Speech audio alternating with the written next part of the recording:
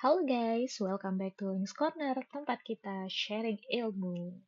Nah, pada video kali ini kita akan membahas salah satu topik dari listrik statis ya, fisika listrik ya, eh, tentang kapasitansi dan dielektrik. Nah, topik ini itu sangat penting karena konsep ini banyak banget dipakai di dunia teknik ya dan teknologi tentunya, mulai dari rangkaian elektronik sederhana sampai sistem penyimpanan energi modern. Nah, di slide ini kita juga bisa sama-sama lihat ya guys, berbagai jenis kapasitor yang sering digunakan, seperti adanya kapasitor keramik, elektrolit, hingga kapasitor variabel. Nah, setiap jenis kapasitor ini punya karakteristik dan fungsi masing-masing. Dan nanti kita akan bahas konsep dasarnya dulu sebelum masuk ke aplikasinya. Adapun outline atau uh, main topik yang akan kita bahas hari ini ada beberapa ya. Yang pertama tentang kapasitor dan kapasitansinya. Yang kedua tentang kapasitor dirangkai seri dan dirangkai paralel ya. Terus energi yang tersimpan di dalam kapasitor dan yang terakhir itu tentang dielektrik. Nah, pertama-tama mari kita lihat gambar yang ada di slide ini, yang ada di sisi kiri ya. Kita melihat berbagai macam komponen elektronik yang disebut dengan kapasitor. Ini guys. Nah, bentuknya bermacam-macam. Ada yang silinder, ada yang pipih, atau berbentuk cakram kecil yang berwarna orange, hijau, ataupun biru. Walaupun bentuknya berbeda, semuanya ini memiliki fungsi yang sama, yaitu menyimpan muatan listrik. Nah, sebuah kapasitor pada dasarnya terdiri dari dua konduktor ya, yang dipisahkan oleh bahan isolator atau dielektrik. Dan juga pada gambar di sebelah kanan ini, kita melihat ilustrasi ya, dua pelat konduktor, yang satunya bermuatan positif dan yang satunya lagi itu ada bermuatan negatif, sehingga ada medan listrik terbentuk di antara keduanya. Nah, kenapa kapasitor ini penting? Dalam rangkaian listrik, kapasitor ini digunakan untuk pertama, menyimpan energi sementara. Yang kedua, menghaluskan tegangan pada power supply. Juga bisa menyaring sinyal dalam rangkaian elektronik serta juga digunakan pada sistem komunikasi, motor listrik, hingga kamera digital. Jadi, meskipun bentuk fisiknya itu sederhana ya, prinsip kerja kapasitor ini sangat fundamental dan aplikasinya luas banget. Intinya, kapasitor di sini itu sebagai alat penyimpan muatan listrik sementara. Nanti kita akan lihat bagaimana kapasitas penyimpanan itu diukur yang disebut sebagai kapasitansi dan faktor-faktor apa saja yang mempengaruhinya. Oke, let's move to the next slide. Di sini kita akan berbicara tentang konsep kapasitansi ya. Sebuah kapasitor itu terbentuk ketika kita memiliki dua konduktor ya, yang bermuatan sama besar tetapi dengan tanda yang berlawanan. Tadi kita punya positif di sini dan negatif di sisi yang lain dan dipisahkan oleh sebuah isolator atau vakum di sini. Nah, jadi kunci dari kapasitor itu adalah adanya dua pelat bermuatan yang berlawan ini, yang satunya positif, satunya negatif, dan dipisahkan oleh bahan yang tidak menghantarkan listrik. Ya, Eh, bisa juga vakum ya, vakum atau isolator. Jadi kita hubungkan kapasitor ke sebuah baterai ya, kapasitor ini ke sebuah baterai, maka muatan plus Q yang di sini itu akan muncul di satu pelat dan muatan minus Q muncul di pelat satunya.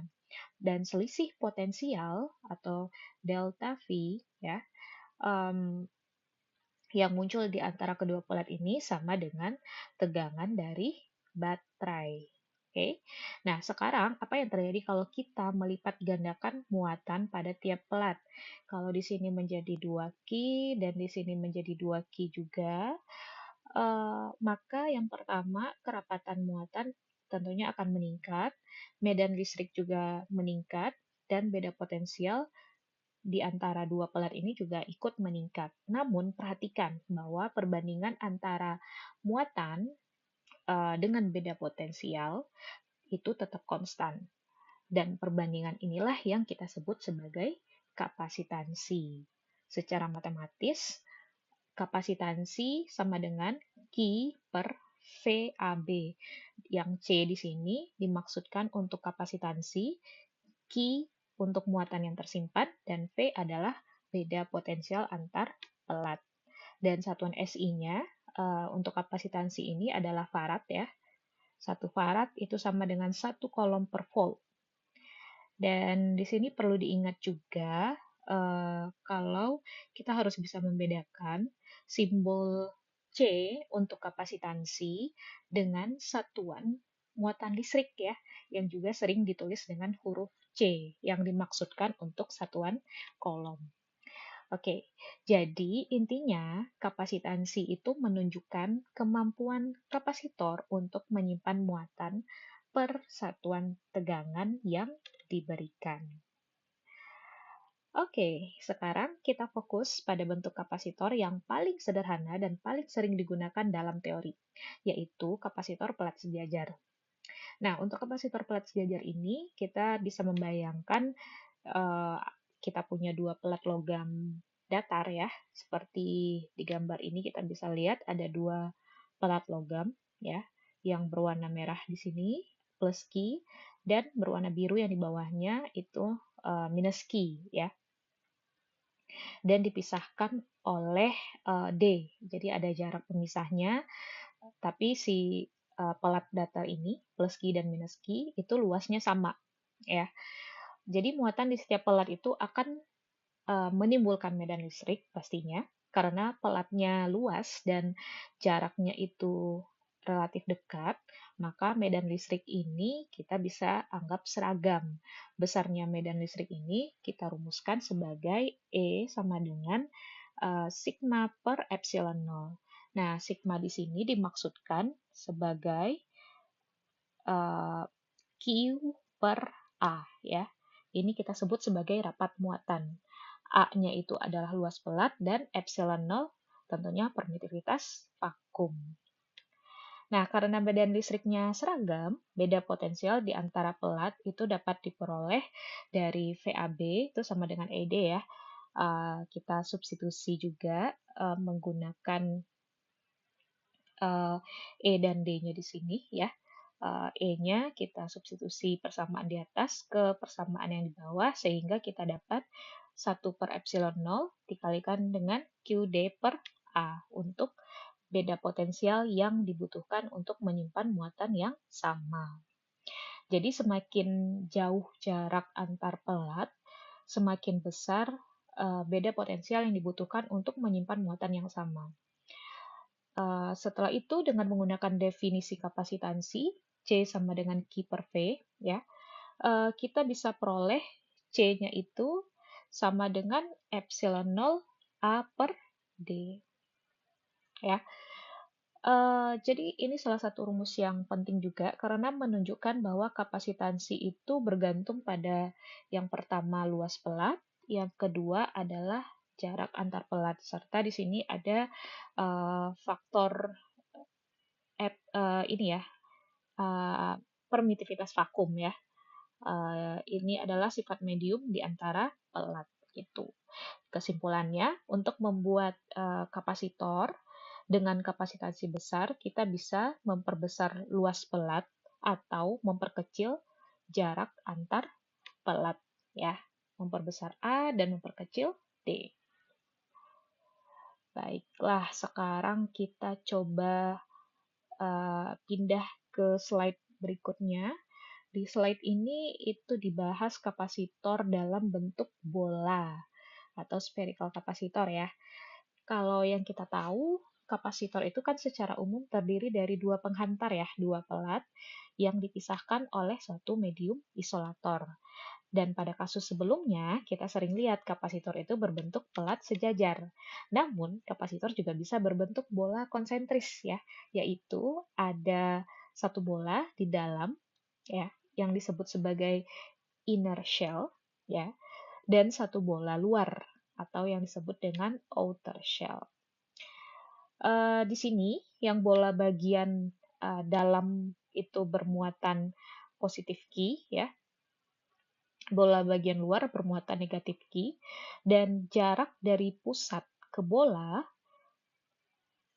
yang pertama itu bola dalam, disebut sebagai RA di sini, sedangkan jarak dari pusat ke bola luar itu kita definisikan sebagai RB. Ya, jadi sistem ini seperti dua bola logam konsentris yang dapat menyimpan muatan. Juga medan listrik di antara kedua bola ini sama seperti medan listrik dari bola bermuatan plus Q, ya. Jadi hukum Gauss kita bisa gunakan untuk menganalisisnya. Dan tegangannya itu merupakan beda potensial antara kedua bola, yaitu VAB, VA minus VB, ya. Potensial di jarak RA, permukaan bola dalam, itu kita definisikan sebagai Q per 4pi epsilon 0 RA. Sedangkan untuk potensial di jarak RB, permukaan bola luar, sama dengan Q per 4pi epsilon 0 RB.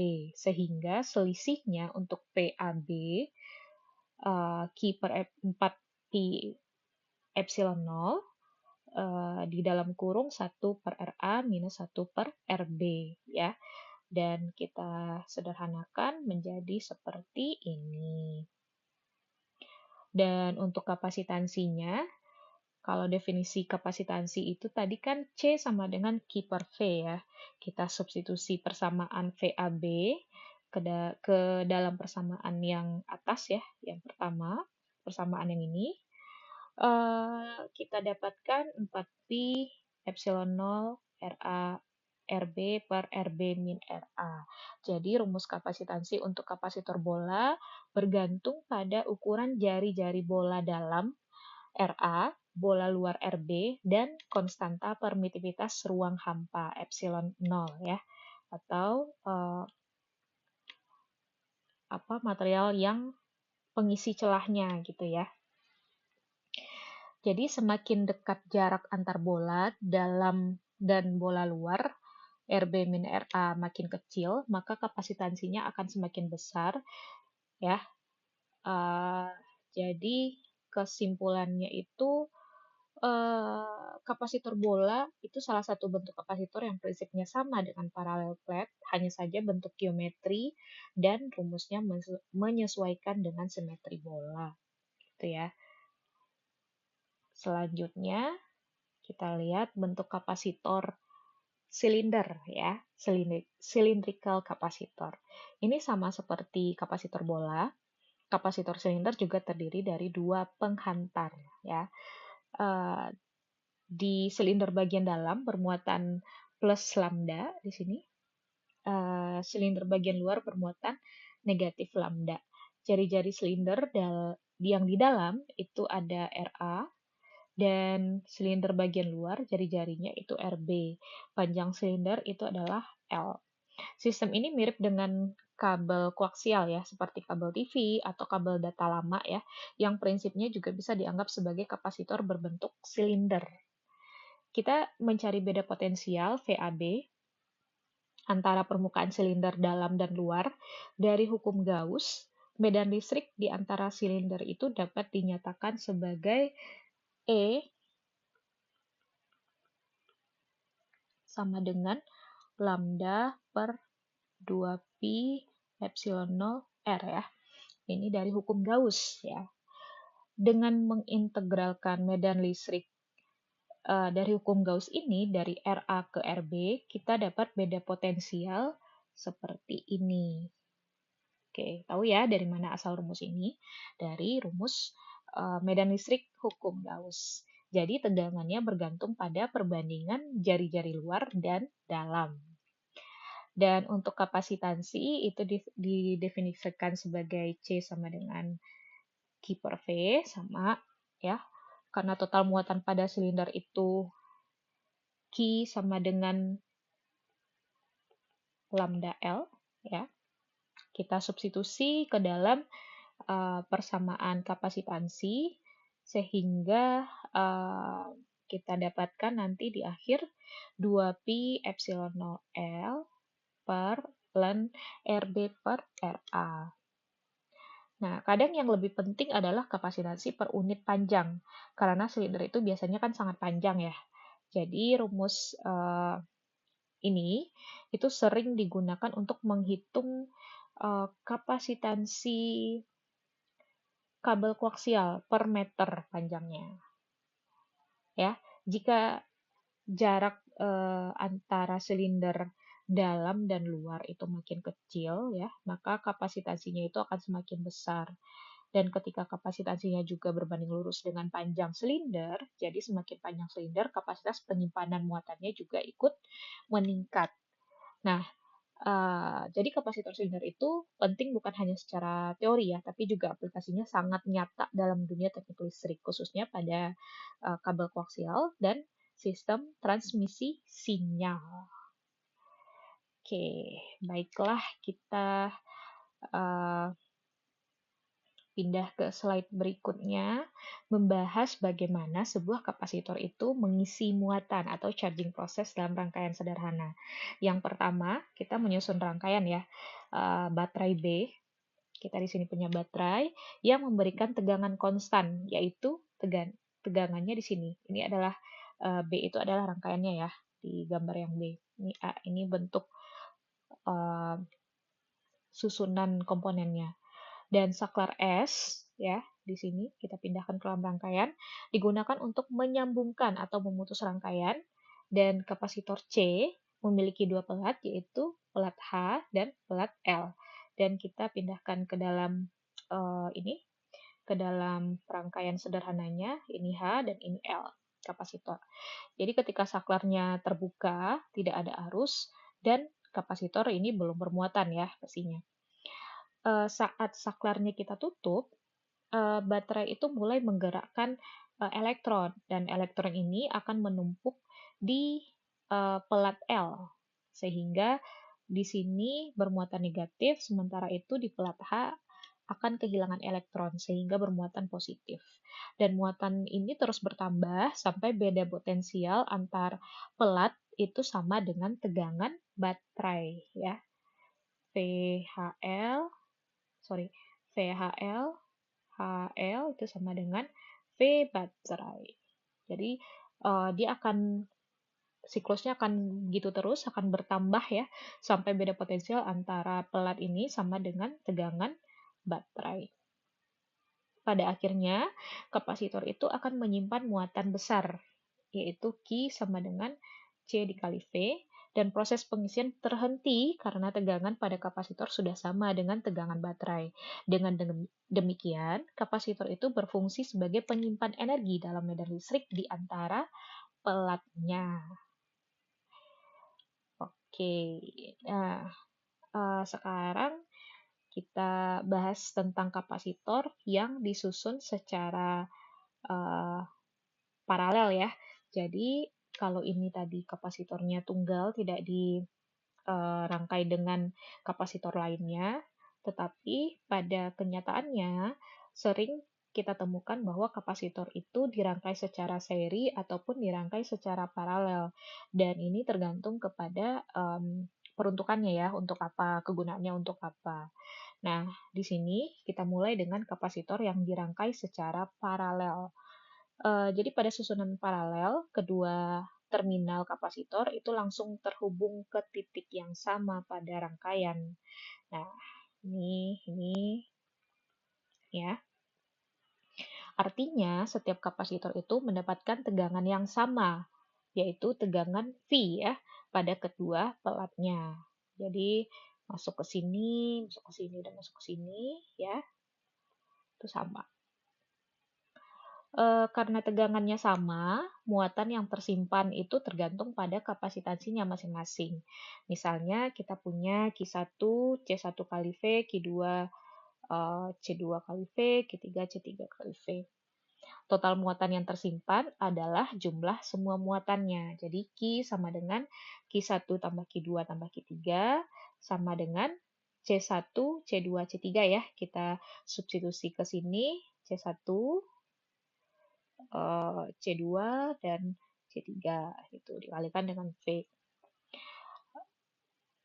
Nah, dari hubungan ini kita peroleh untuk kapasitansi total untuk susunan paralel kapasitor atau kapasitansi ekuivalen sama dengan Q per V ya, yaitu C1 plus C2 plus C3.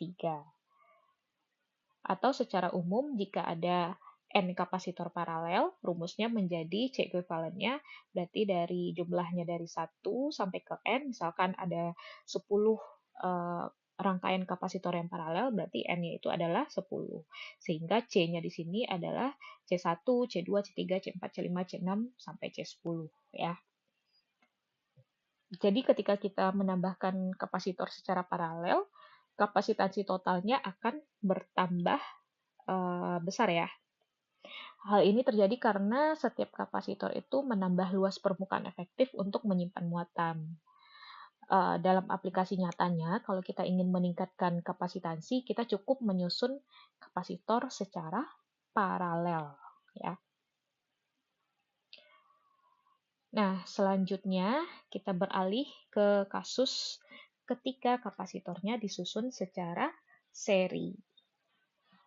Dalam susunan seri, kapasitor itu dihubungkan berderet, mirip dengan resistor seri. Hal penting di sini adalah muatan Q pada setiap kapasitor itu sama ya. Q di sini sama, dan sama. Q1, Q2, Q3. Namun, tegangannya pada masing-masing kapasitor berbeda ya, tergantung pada nilai kapasitansinya.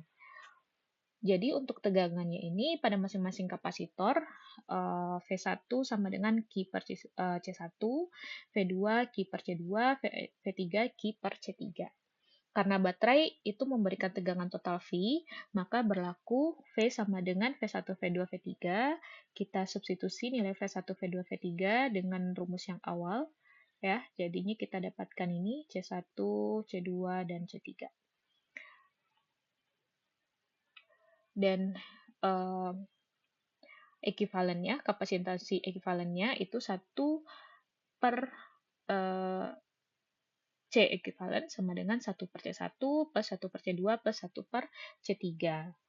Jadi secara umum untuk N kapasitor seri, 1 per C ekuivalen sama dengan sigma ya, dari 1 sampai ke N, 1 per C. Jadi kalau misalkan kayak tadi, kalau kita punya 10 kapasitor di rangkai seri, berarti 1 sampai 10, N-nya 10, kita totalkan 1 per C1 plus 1 per C2 sampai dengan 1 per C3.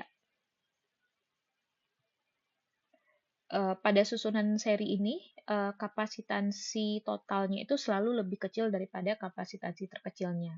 Hal ini terjadi karena menyusun kapasitor seri itu seolah-olah memperbesar jarak antar pelat, sehingga kemampuan menyimpan muatannya itu berkurang. Dalam prakteknya, susunan seri itu kita gunakan ya ketika kita ingin mengurangi kapasitansi total atau untuk menahan tegangan lebih besar daripada kemampuan satu kapasitor saja. Baik, kita lanjut. Kita pindah ke slide berikutnya. Di sini kita lanjutkan untuk membahas energi yang tersimpan pada kapasitor.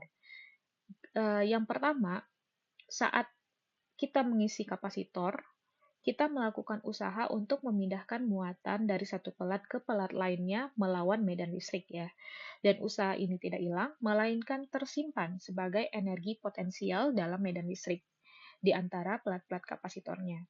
Dan untuk menambahkan muatan kecil deki, usaha yang diperlukan adalah dW sama dengan ini ya, V aksen dQ aksen. Sama dengan Q aksen per C dQ aksen.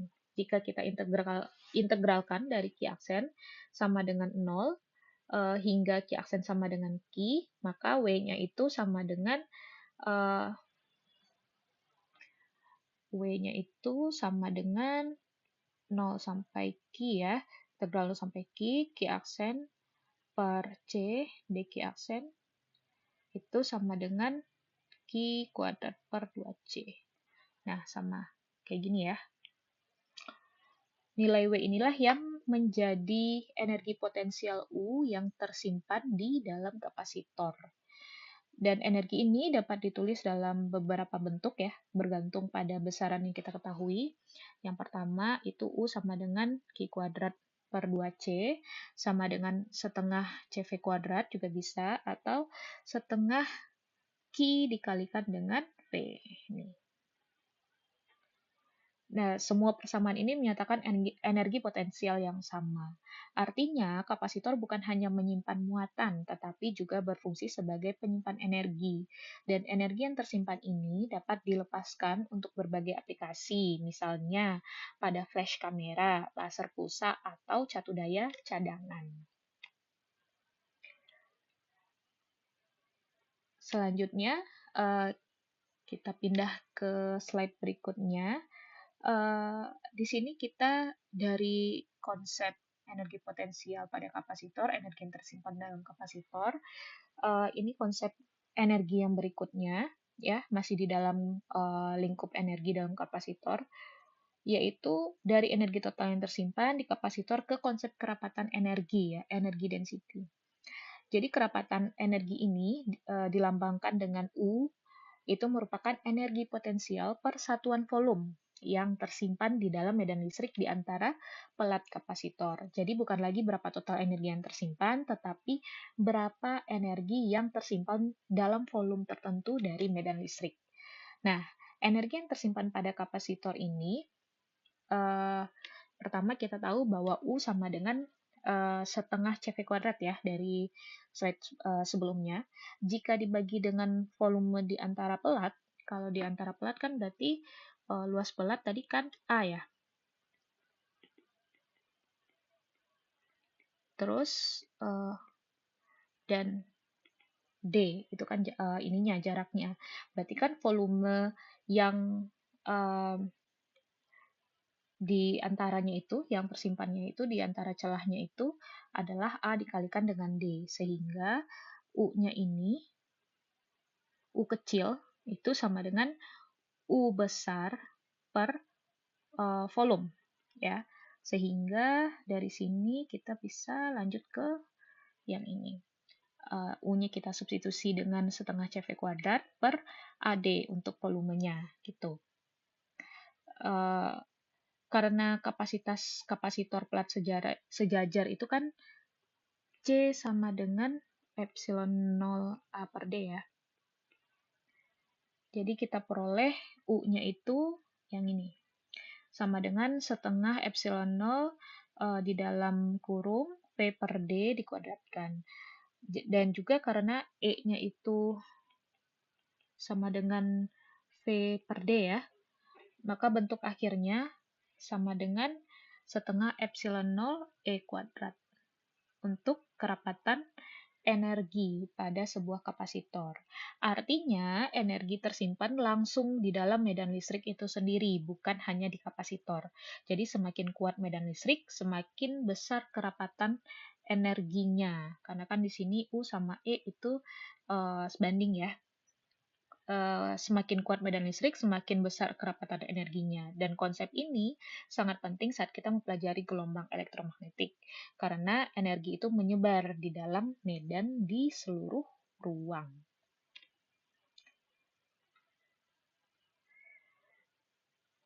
Yang terakhir kita gunakan itu adalah konsep dielektrik, ya. Dielektrik ini adalah pengisi di antara celah.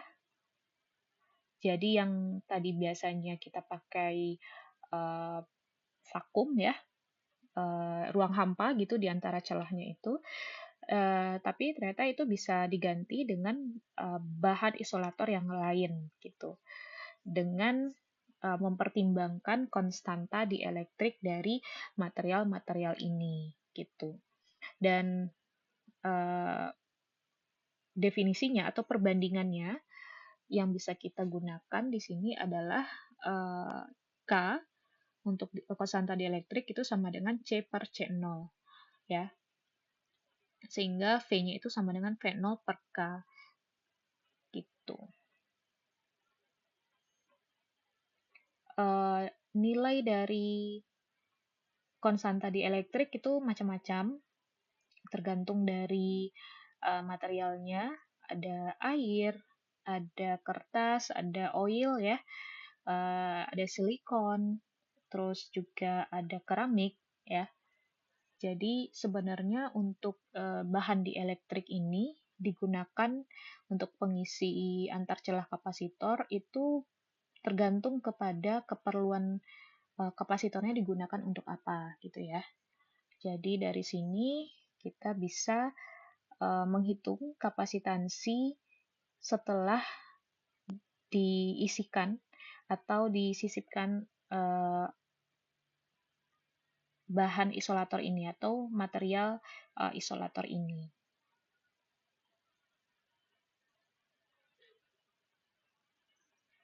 Oke, sampai kita kepada uh, kesimpulan ya, kesimpulan untuk materi hari ini ya.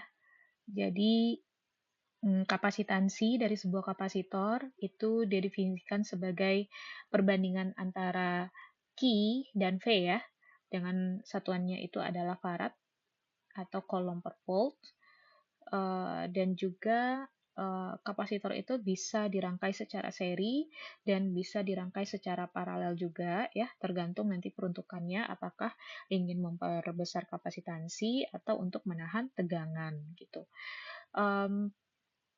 Dan kita bisa juga menghitung energi yang tersimpan di dalam kapasitor berupa energi potensial gitu ya, dan mempertimbangkan kerapatan energinya ya. Kerapatan energi ini maksudnya adalah energi per satuan volume yang ada di dalam kapasitor gitu. Ketika ada celah di antara kapasitor ya, di antara muatan kapasitor, itu celah itu bisa diisi dengan bahan dielektrik ya, dan kapasitansinya akan meningkat sesuai dengan faktor K ya, yang disebut sebagai konstanta dielektrik dari material, dan ini tergantung kepada nilai uh, jenis materialnya masing-masing yang digunakan di dalam kapasitor itu. Oke, untuk materi hari ini tentang kapasitansi dan dielektrik dicukupkan sampai di sini. Kita lanjutkan lagi dengan video-video berikutnya ya, video-video pembelajaran berikutnya. Terima kasih, see you on the next video.